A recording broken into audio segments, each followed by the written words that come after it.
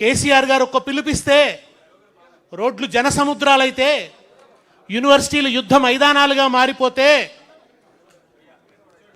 ప్రతి బిడ్డ ఎగిసిపడి లాఠీ దెబ్బలను తట్టుకొని ఇనుప కంచెల మీద పడి 1000 కుట్లు పడ్డా కానీ నోటి నిండా జై తెలంగాణ అన్న రణనినాదాన్ని దిక్కులు పిక్కటిల్లేలాగా గర్జించి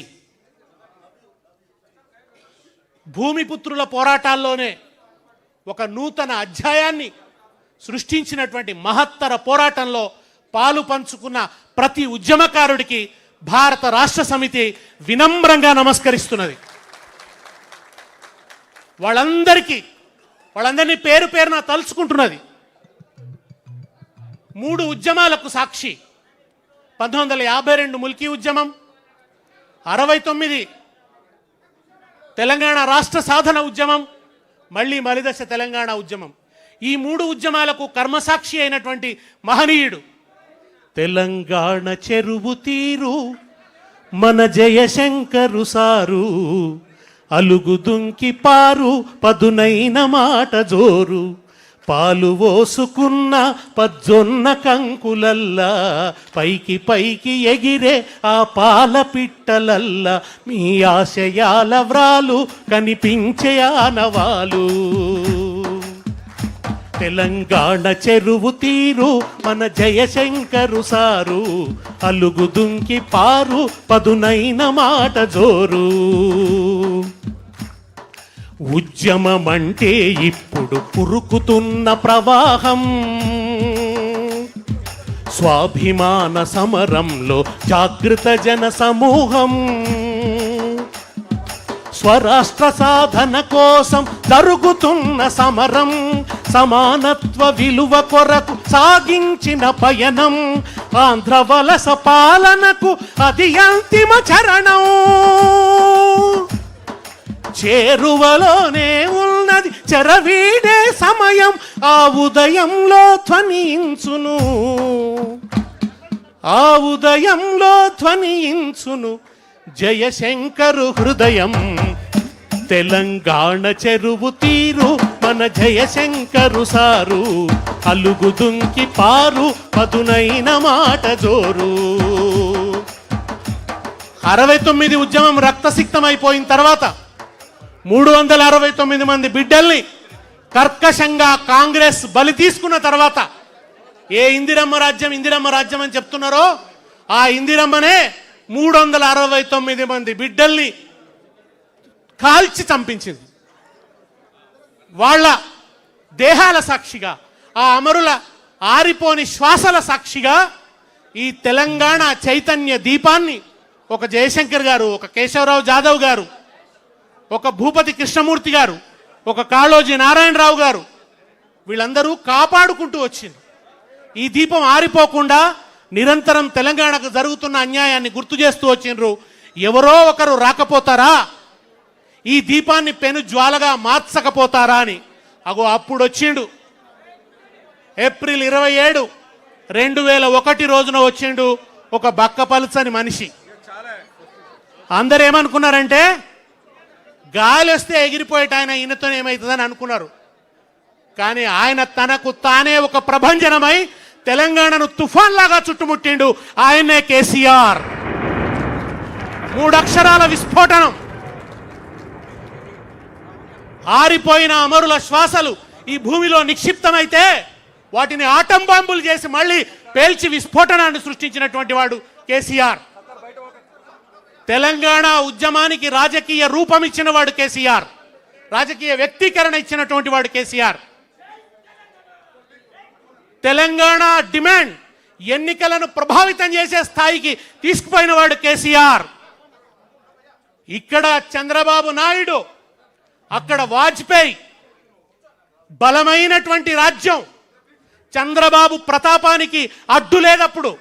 అటువంటి దశలో సవాల్ చేసి పార్టీ పెట్టిన మొనగాడు కేసీఆర్. తెలంగాణ రాష్ట్ర సమితిని స్థాపించినటువంటి వాడు కేసీఆర్. అంతేనా? ఒకవైపు పైన యూపీఏ సోనియా గాంధీ, కింద రాజశేఖర్ రెడ్డి, ఇక్కడ అక్కడ కాంగ్రెసే, ఎదురులేదు. ఆ దశలో తన కేంద్ర మంత్రి పదవికి రాజీనామా చేసి మళ్ళీ తెలంగాణ భూమి మీద నిలబడి కరీంనగర్ ఉప ఎన్నికను సృష్టించి కాలాన్నే వణికించిన కళపిళ ఉడికించిన నాయకుడు కేసీఆర్. ఎంత ధైర్యం కావాలి అప్పుడు? అటు రాజశేఖర రెడ్డి, అటు సోనియా గాంధీ అట్లా రాజకీయంగా అంత బలంగా ఉన్న దశలో వాళ్ళని ఎదుర్కోవడానికి, వాళ్ళని ఎదిరించడానికి ఎంత ధైర్యం కావాలి? ఎక్కడిది ఆత్మబలం కేసీఆర్కు? ఎక్కడిది శక్తి కేసీఆర్కు? ఎక్కడి నుంచి వచ్చింది? అది ఎక్కడి నుంచి వచ్చిందంటే తెలంగాణ ప్రజల హృదయాల్లో 60 సంవత్సరాలుగా కళపెళ్ళ ఉడుకుతున్నటువంటి స్వరాష్ట్ర సాధన ఆకాంక్షనే ఆయన బలంగా మారింది. అదే ఆయన బలంగా చేసుకున్నాడు. మీడియా లేదు, మనకు మీడియా లేదు, ధనబలం లేదు. ఏమున్నాయా అంటే డప్పులు కొట్టుకుంటూ వచ్చే కళాకారులు ఉన్నారు, పుస్తకాలు పట్టుకొని వచ్చే మేధావులు ఉన్నారు. ఒక విద్యాసాగర్ రావు గారు నీళ్లు నిజాలు, ఏ నదిలో ఎట్లా అన్యాయం జరిగిందో తెలంగాణ బిడ్డలకు, టీఎంసీలు అంటే ఏంది, క్యూసెక్కులు అంటే ఏంది, ఓ అద్భుతమైనటువంటి చైతన్యాన్ని కలిగించిండు.